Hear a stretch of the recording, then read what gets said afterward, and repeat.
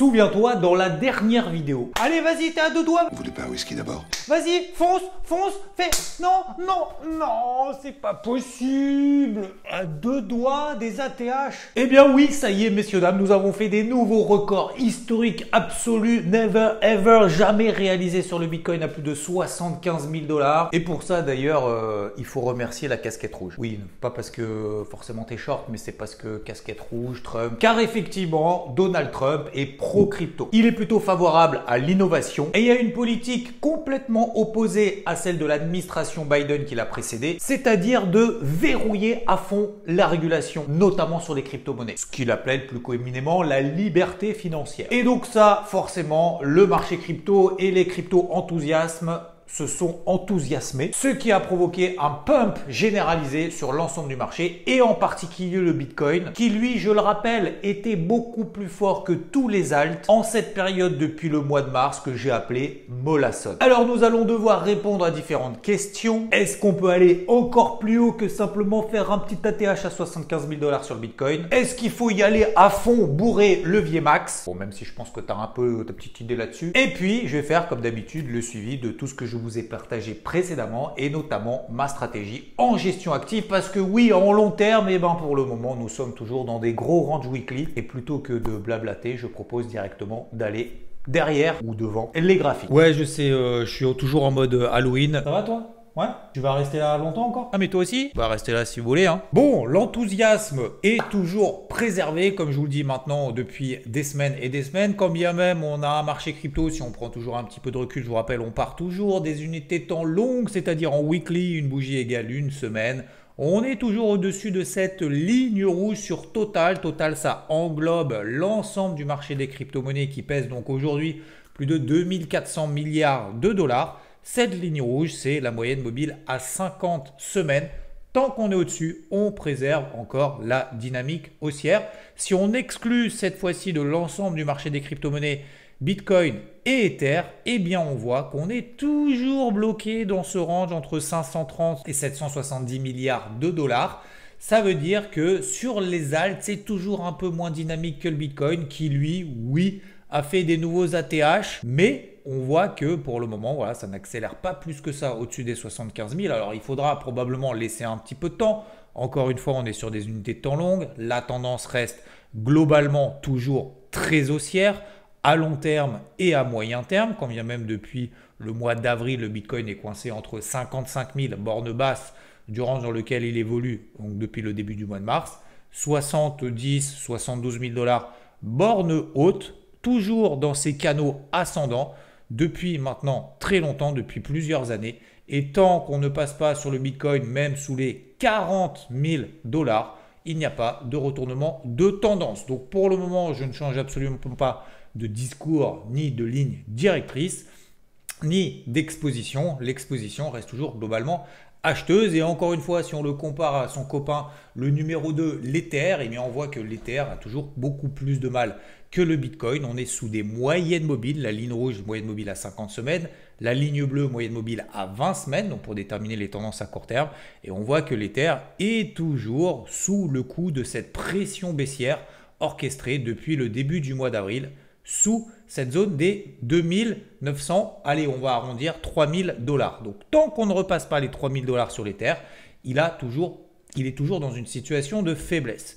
Alors maintenant, si on zoome un petit peu là-dessus, et on va parler également d'une stratégie globale, concernant le Bitcoin, on a cette belle impulsion haussière liée à l'élection de Trump qui a enthousiasmé encore un petit peu plus, qui a catalysé le marché à court terme, au-dessus d'une MM50 daily, au-dessus du MM20 daily. Tant qu'on reste sous les 68 000 $, il n'y a absolument aucune alerte baissière à avoir. Donc oui, on peut aller chercher des nouveaux records un petit peu plus haut. Alors certains essayeront de se projeter sur des objectifs un petit peu farfelus. Moi, je ne suis pas trop dans ce délire-là, ouais, parce que j'estime que avoir l'humilité de ne pas savoir vraiment jusqu'où va aller le Bitcoin, hein, si on est là pour deviner quel sera le point haut futur du Bitcoin, moi je pense qu'il faut plutôt accompagner la tendance le plus longtemps possible jusqu'à ce qu'elle se retourne, jusqu'à pourquoi pas 100 000 $, c'est la projection justement de l'écart type de ce range dans lequel il évolue depuis le mois d'avril. Donc encore une fois, bien évidemment, toujours très positif sur le Bitcoin, encore plus que ses homologues. Je rappelle que la dominance du Bitcoin a explosé en cette année. On était en début d'année à 50%, donc le Bitcoin représentait 50% du marché. Aujourd'hui, il représente encore 60%, donc c'est 10 points de pourcentage de plus, ce qui est considérable. Pourquoi? Eh bien parce lorsqu'on a un marché qui est en train de se chercher, qu'on dit oui, marché des cryptos, on y va pas, le point d'entrée, ça reste le Bitcoin. Et vu qu'il est surperformant, qu'il surperforme même de plus en plus, eh ben, on a plutôt tendance à rester sur le Bitcoin, quand bien même si vraiment on a un décalage et ce que j'appelle un bull run qui est en train de repartir, on va voir que pour le moment, ce n'est pas vraiment le cas. Si on prend ici Total 3, c'est ce que j'explique depuis des semaines et des semaines et des semaines et même des mois maintenant, on a toujours ce qu'on appelle des plafonds de verre, des zones de résistance horizontale, une belle zone de résistance ici que vous connaissez maintenant, sur laquelle, eh bien, aujourd'hui, jour de l'élection de Donald Trump qui a provoqué un pump sur l'ensemble du marché, qui est en train de provoquer une petite réaction. Donc, on a une impulsion baissière, c'est plutôt positif pour sortir par le haut de cette phase de consolidation latérale. Je vous avais dit ces dernières semaines que c'était plutôt favorable, effectivement, avec une tendance de fond, une tendance primaire qui reste haussière et cette tendance secondaire dans ce canal descendant. Plus de chances d'en sortir par le haut que l'inverse, c'est ce qui est en train de s'opérer. Mais vous voyez que derrière, il n'y a pas vraiment de relais finalement sur les altcoins. Donc pour relancer vraiment justement ce qu'on appelle un bull run, il va falloir que l'ensemble des alts se réveillent de manière même un peu plus forte que le Bitcoin, surperforme le Bitcoin. Et pour ça, il va falloir que les investisseurs veuillent prendre du risque encore plus que ça ne l'est. Cette classe d'actifs est déjà une classe d'actifs risquée et au sein même de cette classe d'actifs risqués, il y a ce qu'on appelle donc le Bitcoin, un peu l'or numérique, la valeur la plus sûre parmi l'ensemble du marché des crypto-monnaies qui doivent encore prendre le relais. Donc ça veut dire que, alors le point positif, c'est qu'il y a du potentiel, bien évidemment. Ça veut dire qu'il y a beaucoup d'alpes qui pour le moment ont réagi mais ne sont pas à nouveau entrés dans des tendances haussières. On va le voir de manière particulière. Il y en a certaines qui le restent, il y en a certaines qui sont encore très très fortes et il y en a certaines qui sont en train de se réveiller. Donc là, le but du jeu dans cette justement gestion d'exposition globale, et si on regarde Total très rapidement, bien évidemment, Total qui englobe également le Bitcoin et Ether, mais surtout Bitcoin, bah forcément Total est plus fort que Total 3, puisque le Bitcoin est plus fort que les altcoins. Au-dessus de la MM50 daily, vous voyez cette belle réaction technique, c'est quand même assez propre. Ici, 1 sur la MM50 daily et 2 sur la précédente résistance qui fait maintenant ce qu'on appelle office de support et derrière elle prend appui et on pourrait aller chercher pourquoi pas les ATH. Aujourd'hui ça reste encore le scénario privilégié, le scénario que je privilégie, toujours enthousiaste. J'étais toujours très enthousiaste contre vents et marées malgré cet été des spikes quand même très importants, très puissants, très violents qui pour certains ont provoqué des mouvements de panique. Ces mèches-là sont liées toujours à ce qu'on appelle des phénomènes de liquidation de position pour celles et ceux qui ont des expositions trop importantes en effet de levier, donc qui investissent plus que leur capital. À chaque fois, justement, le but du jeu, c'était de payer proche, d'acheter le plus possible proche de cette borne basse, de réalléger en haut, de reprendre en bas, de réalléger en haut, de reprendre en bas, de réalléger en haut, de reprendre sur repli en partie, de réalléger en haut, de reprendre en partie en bas. Donc ce que j'ai fait dernièrement, c'est ce que je vous avais dit d'ailleurs dans les dernières vidéos. J'avais payé notamment ces bornes basses, donc le plus bas possible, notamment STX dernièrement, par exemple, sur les 1,50 $. On avait également NIR sur la borne basse de ce range qui est très très forte. Alors, il y en a plein d'autres. Moi, je vous partage après certaines que je vous ai déjà partagées précédemment. Et l'Ether, comme bien même, il est plus faible que le Bitcoin, qui reste toujours intéressant à trader parce que il est très propre. Borne basse, borne haute, borne basse, borne haute, etc., etc. Donc la dernière position que j'ai rentrée, vous le savez si vous faites partie d'IVT, sur les 2400 $. Donc aujourd'hui, maintenant, on voit qu'on a ce pump et cet enthousiasme qui s'accélère, ce catalyseur, ce qu'on peut appeler le catalyseur Trump, qui provoque une impulsion haussière et qui dynamise un petit peu le marché. Est-ce qu'il faut rentrer full à l'achat maintenant? Ma réponse est non. Pas maintenant. Pourquoi? Parce que si on y croit plus aujourd'hui, parce que c'est Donald Trump qui est au pouvoir plus qu'hier, ça veut dire qu'il y a un petit problème aussi dans l'analyse des crypto-monnaies sur du moyen ou du long terme.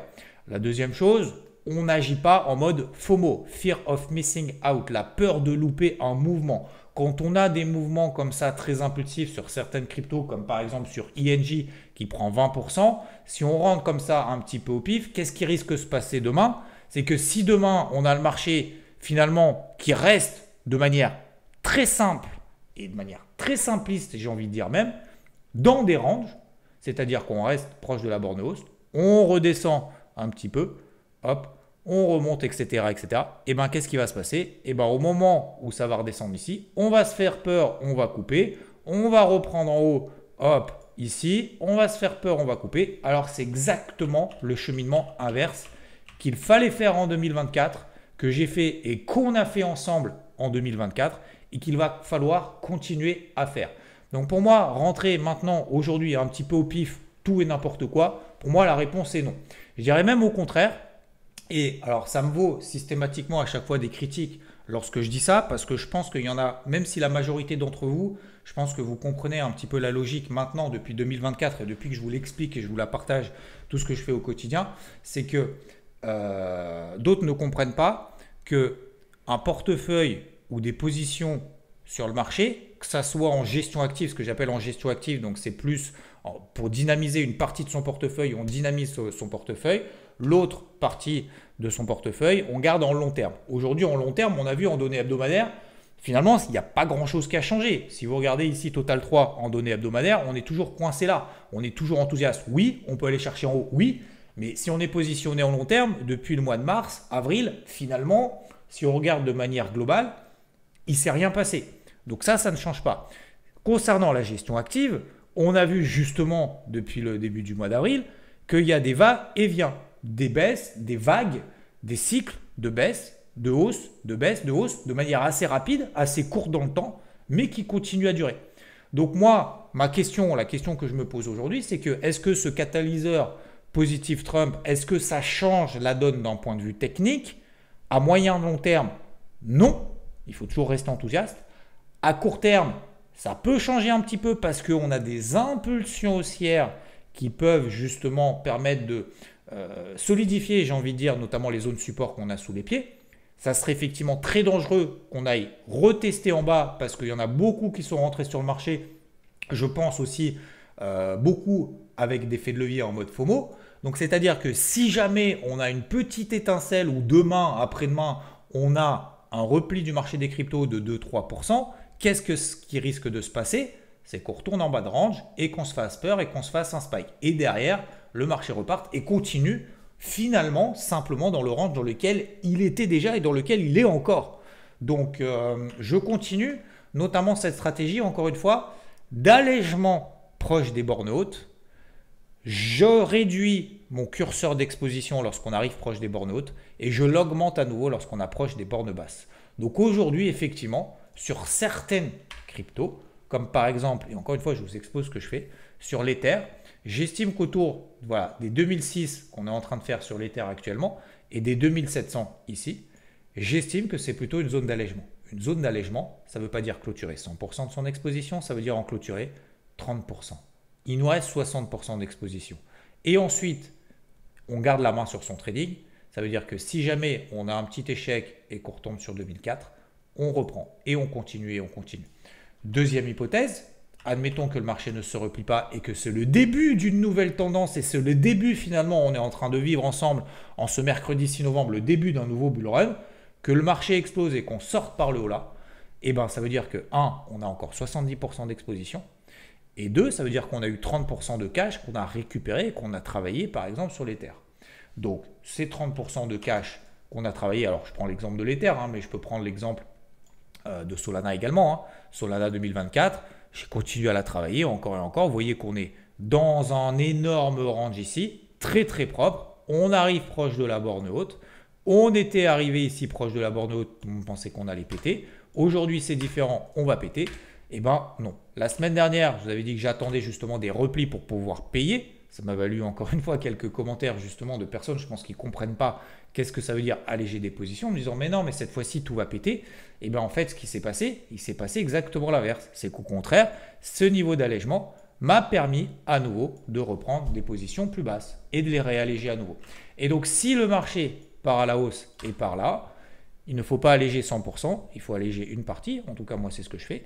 Et si le marché part à la hausse, eh bien ça nous permettra d'acheter, de renforcer ou d'acheter des cryptos qui sont considérées comme plus fortes, Qu'est-ce que ça veut dire des cryptos plus fortes? C'est comme en début de la semaine dernière, on a eu certaines cryptos qui ont tenté de s'extraire un peu seules finalement envers et contre toutes, contre vents et marées, de bornes hautes, de ranges dans lesquelles elles étaient congestionnées, comme par exemple Rune, qui ont tenté de sortir, même si derrière ça s'est replié de 30%, vous voyez que très rapidement c'est en train de les reprendre. Eh bien on a certaines cryptos qui vont devenir de plus en plus fortes et plus fortes que le Bitcoin de manière progressive. Et aujourd'hui d'ailleurs, au moment où je tourne la vidéo, il y a, alors je prends l'exemple de Rune, qui prend 16% sur la journée. Il y a par exemple INJ qui prend 20% sur la journée. Il y a par exemple AAVE qui prend 20% sur la journée. C'est beaucoup plus que le Bitcoin qui aujourd'hui prend que, c'est déjà pas mal, mais qui prend que 7%. Donc ça veut dire que les alts sont en train de se réveiller et peut-être que les investisseurs vont se dire tiens, je vais prendre un petit peu plus de risques que le Bitcoin, je vais prendre des cryptos qui ont été un peu massacrés, qui sont en retard et ce qui me permettra d'ajouter un petit peu plus de risques à mon portefeuille. Donc comment déterminer justement ces cryptos fortes? Toujours la même chose, on prend des unités de temps weekly et celles qui sont au-delà des moyennes mobiles 50 et 20 semaines, eh ben, ce sont celles qui sont les plus fortes. Alors après la question c'est est-ce qu'on peut acheter par exemple des cryptos qui sont très faibles? Je vous donne un exemple sur lequel je suis d'ailleurs positionné et je suis en perte latente d'ailleurs encore actuellement sur ETC, Ethereum classique. Ben, vous voyez ici, est-ce qu'il y a un dynamisme important? Est-ce que c'est intéressant aujourd'hui de renforcer ça? Non. Pourquoi? Ben parce qu'elle monte moins vite que le Bitcoin et elle monte moins vite que certaines cryptos qui font 2 fois ou 3 fois la performance du Bitcoin en une journée. Donc aujourd'hui, ce n'est pas forcément intéressant. Ça ne veut pas forcément dire que ça ne sera pas le cas demain, mais aujourd'hui, ce n'est pas vraiment très intéressant. Donc je vais continuer dans cet esprit global, enthousiasme à moyen, long terme, clairement. Sur les bornes hautes de range, daily, plutôt alléger en partie cette exposition-là parce que j'estime qu'à court terme, on a eu ce catalyseur, mais qu'il y a beaucoup de chances aussi qu'il y ait beaucoup de nouveaux entrants qui rentrent un petit peu n'importe comment sur le marché maintenant en se disant ça y est, Trump est au pouvoir, donc ça va libérer pas mal de choses en termes de régulation, en termes d'innovation et le marché des crypto-monnaies va pouvoir se développer notamment aux États-Unis et dans le monde, ce qui est vrai. Mais à court terme, est-ce que ça change vraiment la donne? Non, pas forcément. Ça va mettre des semaines, voire des mois à se mettre en place. Et il va y avoir des nouveautés fondamentales. En tout cas, ce qui est clair, c'est que ça dynamise le marché. Mais je pense qu'il faut garder la tête froide, la tête sur les épaules et continuer à observer de manière tout à fait objective ce qui est en train de se passer sur le marché des crypto-monnaies qui reste dans un range depuis finalement un peu plus serré que depuis le mois d'avril, mais dans un range encore un peu plus serré depuis la fin du mois de septembre. Donc j'allège un petit peu progressivement autour des zones actuelles, ce qui me permettra de reprendre un petit peu plus bas et de continuer à dynamiser ma gestion active. C'est déjà terminé pour ce débrief crypto. Merci à toutes et à tous pour vos pouces vers le haut pour ceux qui font l'effort de le faire. Ça soutient la chaîne. N'hésitez pas également à partager et ça peut aussi permettre à ceux qui n'ont pas découvert la chaîne de la découvrir, pourquoi pas. En tout cas, c'est cool ce qui se passe sur le marché des cryptos, mais il faut continuer à garder la tête sur les épaules parce que l'année 2024 n'est pas encore terminée. Catalyseur à court terme, oui. Poursuite des tendances long terme, oui, mais possiblement poursuite également des oscillations comme on l'a connu depuis des mois. Je vous dis à très vite pour des nouveaux ATH aussi du coup. Ciao, ciao.